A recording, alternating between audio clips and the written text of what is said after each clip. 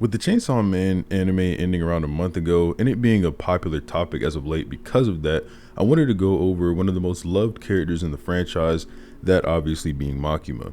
As you can tell by the title, this video will be an analysis on the strength of Makima and explanation of her abilities. I want to start this video off with a big spoiler warning for anyone who hasn't caught up on the manga or is only watching the anime. With that in mind, it should be obvious that I'll be covering some major plot details in this video, so be mindful of that as you continue watching. I also plan to make more Chainsaw Man content in the future, so I'd like to ask if you could leave a like on the video and subscribe, as it helps the channel out a lot and I do appreciate it. Throughout the story, Makima is portrayed as an extremely powerful entity that has devil hunters, fiends, and entire governments actively trying to take her down. In the Katana Man arc, we get our first glimpse of this idea when we see the Gun Devil followers initiate their plan to kill Denji immediately after seemingly killing Makima. Once it's revealed that Makima survived, Sawatari is freaking out because Makima was easily killing off most of her allies with an unexplained damage transference ability. In the subsequent arc centered around the bomb devil Reese, she acknowledges that her entire plan to run away with Denji was pointless after she learns that he's become Makima's lapdog. When Reese has a confrontation with Makima, she is casually torn apart without Makima even having to raise a finger. Now, these are small scale examples which will pale in comparison to what Makima does in the International Assassins arc. While Reese failed to acquire Denji's heart, she was able to publicize Chainsaw Man's existence and presence in Japan and thus cause devil hunters all over the world to pursue Denji. Even though Reese specifically works under Russia and ultimately brought in more competition in the pursuit of Denji from doing this, Makima recognizes that as long as she herself does not have control of Denji, the Soviets probably don't care who possesses Chainsaw Man. Fast forward through the introductions of Kwanzi and Santa Claus, we are brought to a confrontation between Kishibe and Kwanzi regarding Makima. The most important thing to note from this is that while there's assassins going after Chainsaw Man, Kishibe is secretly plotting to kill Makima and ask Kwanzi to assist him. Kishibe and Kwanzi are both fairly powerful in their own right as individual fighters. Upon Kishibe's debut in the manga, he asserts himself as the strongest devil hunter, which is reinforced by the Volume 5 story summary, which also asserts him as such. Despite these claims, Kishibe talks about how he isn't keen to approach Kwanzi in battle due to her high combat skill. According to him, if all humanity came together and had a bare-knuckle fighting tournament, Kwanzi would win. Furthermore, the brief character descriptions for Kwanzi in Volume 8 states that she is supposedly the strongest humanity has to offer. With statements like these, you can obviously derive the fact that these are some of the strongest people in the series, and yet they would need to work together in order to bring down the likes of Makima.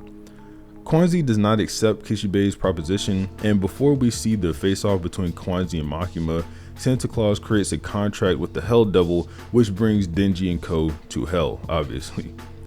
Using one of her dolls as a medium for communication, the Doll Devil presents Denji to the Darkness Devil. It is then revealed that these two made a contract in exchange for Chainsaw Man's heart. The Darkness Devil would give Santa Claus the power to kill Makima. For reference, the Darkness Devil is named after the primal fear of darkness and is thus a transcendent devil that has never experienced death. This further goes to show the lengths characters in the series go to try and kill Makima. After the Darkness Devil begins attacking Denji and the others trapped in Hell, Makima comments on how the Darkness Devil is prompting her to go rescue them. Despite the obvious bait, Makima is summoned into Hell by Princey and has a telekinetic battle with the Darkness Devil. With just one attack, Makima causes the Darkness Devil to bleed out while this devil warps her arm, breaks it, and stabs her through the chest. Before the fight proceeded any further, Makima used her control ability to manipulate the aforementioned doll to make a new contract with the Hell Devil to send everyone back to the human world. Another thing I want to note is that Makima does not appear worried or scared at all during this battle and likely held back to allow herself to get injured so she could use it as motivation for Denji to save her from the Darkness Devil and Santa Claus.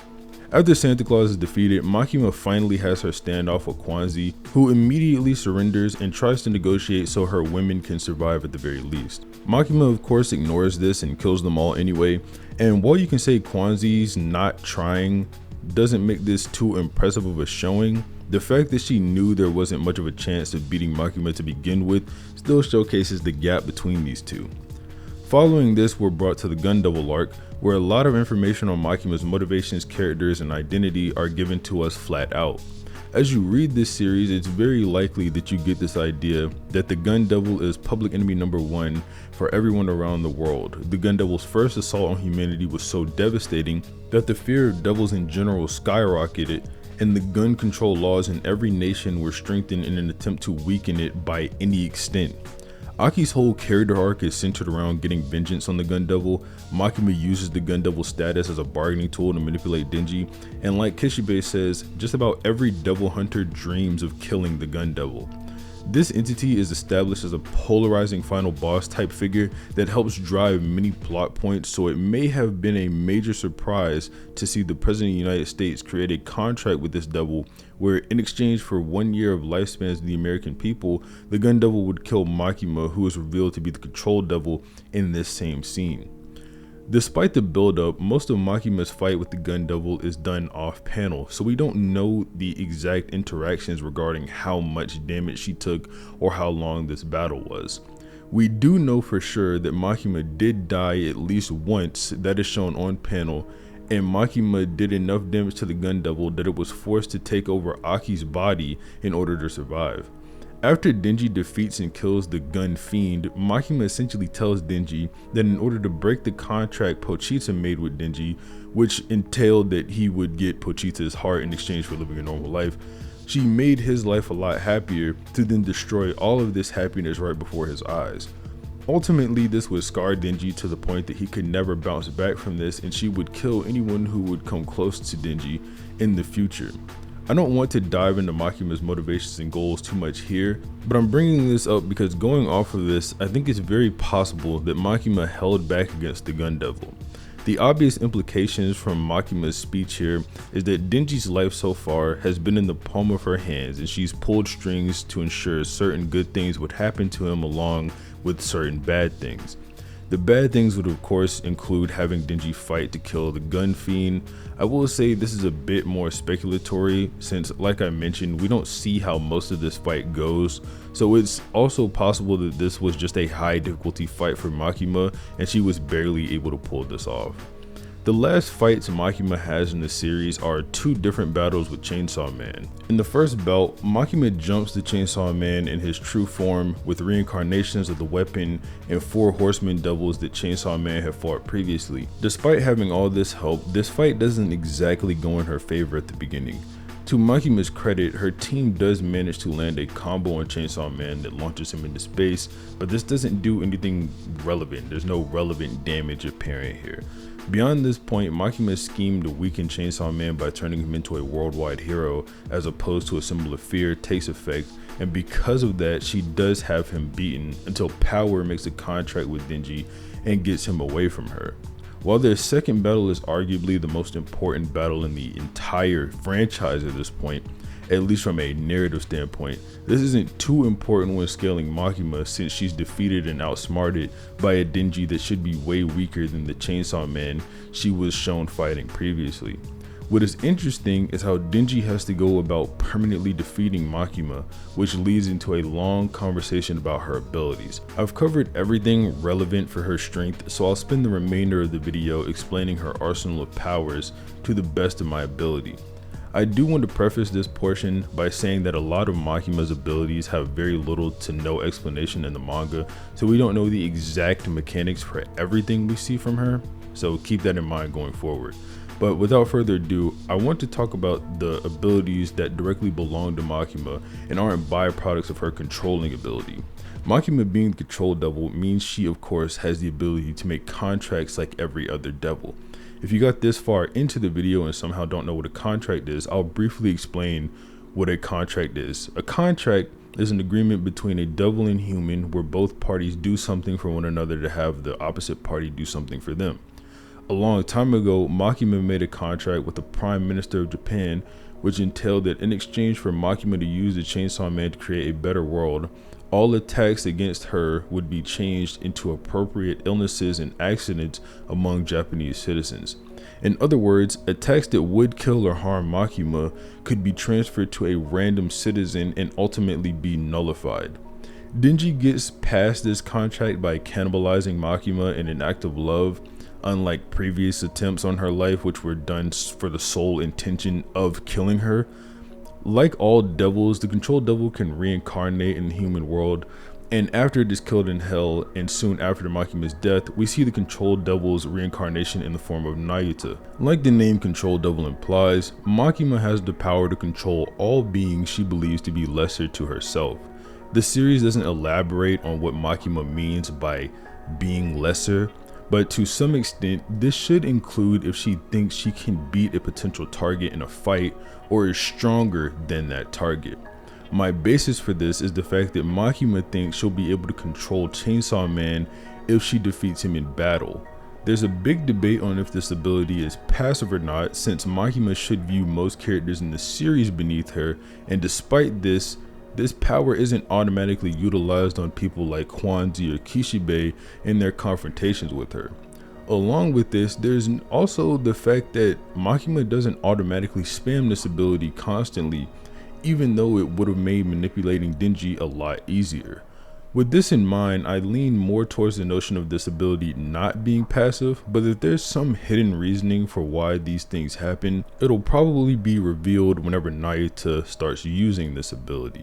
Throughout the volumes, it's noted repeatedly that Makima can smell devil scents, and this enhanced sense of smell becomes very important in helping Denji defeat Makima. When factoring in all the conversations with her, all the intel on enemies, and things of that nature, Denji decided that Makima perceives people by their scents and that she doesn't actually remember human faces. So he took the gamble that Makima had only perceived the Chainsaw Man within him and never really acknowledged Denji as his own entity. I find this to be a bit interesting since it means Makima doesn't need to rely on her eyesight in combat, and it gives her a unique weakness that not too many characters that I can think of off the top of my head can outright abuse. The last thing I want to mention before getting into the added powers Makima gets from controlling other devils is her ability to manipulate memories, as well as her ability to remember names that are erased from the Chainsaw Man. She uses her memory manipulation to have the angel devil forget about killing his friends from his village, presumably for years. I'm a bit surprised that this ability in particular wasn't used more often, but due to the vagueness of its usage, it's possible that it requires preparation that can't be spammed. Chainsaw Man has a more devastating memory ability since whenever he eats a devil, their name and by extension their initial cause ceases to exist. Makima is the only character in the whole series that's shown to remember the names erased by Chainsaw Man, but even she admits that she started to forget some of them. Now, onto some of the abilities Makima gets by extension of her controlling other devils. In the Gun Devil arc, Makima took control of Aki and by extension the Future Devil. The Future Devil's ability is very straightforward. By placing your head into a hole in its chest, the Future Devil can see your future. Unlike Aki, Makima would be able to force the Future Devil to reveal the exact details of this future due to her control ability. By taking over the Angel Devil, she gained access to its manipulation of human lifespans. The Angel Devil can drain and absorb human lifespans through physical contact at an incredibly fast rate. When Aki touched the Angel Devil's hand for just a brief moment, he lost 2 months of his lifespan.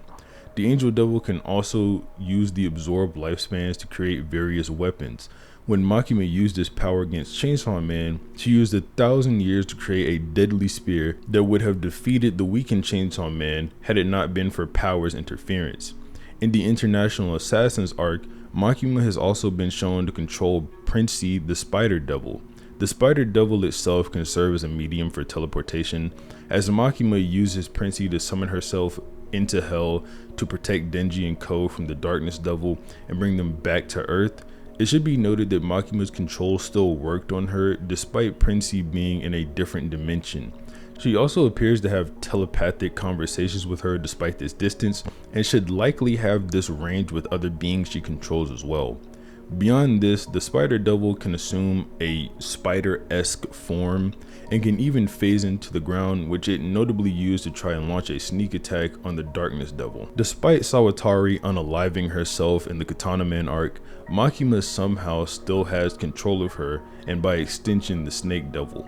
Sawatari's contract with the Snake Devil allows her to summon the Snake Devil to consume things with the command swallow it whole, and had to release things by saying spit it out. Fairly simple, easy to remember commands. When Sawatari first used her contract on a panel, she used the Snake Devil to consume Himeno after she had given all of herself to the Ghost Devil, and she later had it spit out the Ghost Devil to have it fight Aki later in the arc. Despite how you interpret Makima's battle with the Gun Devil, it's also possible that she used her control ability to take over the Gun Devil and thus orchestrate the remaining events of this arc. This would explain why she's in control of a hybrid that can turn its body parts into guns, when only one devil so far in the series is ever associated with guns. Lastly, Makima also has control of the Punishment Devil, since she controls Kurosei and Tendo, but the abilities of the Punishment Devil have not been shown to us at this time, so we don't know too much about what she gets from this. But that's pretty much all for the video. Like I said, I do want to cover Chainsaw Man to an even greater extent in the future, and I'm really enjoying part 2 right now, so I'm probably going to do a video on that later on. Aside from that, I did get a lot of help on this video from one of my friends named Striker. I'll leave his TikTok linked in the description. He's been on the channel a couple of times. And obviously, like the video if you liked it, subscribe, please, it helps the channel out a lot, and have a nice day.